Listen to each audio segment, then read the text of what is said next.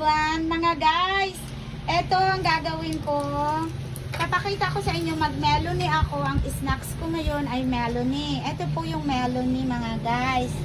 Yan.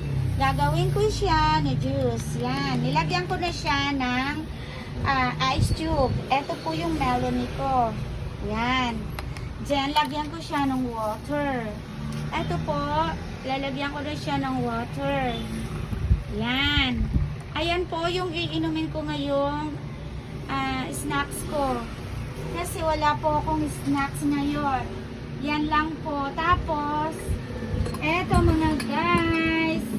Yan na po yung gagawin ko. Yan na po yung gagawin ko. Kaya yan pinakita ko sa inyo. Yan ang kakainin ko ngayon. Okay? Ngayon, eto. Anuin ko na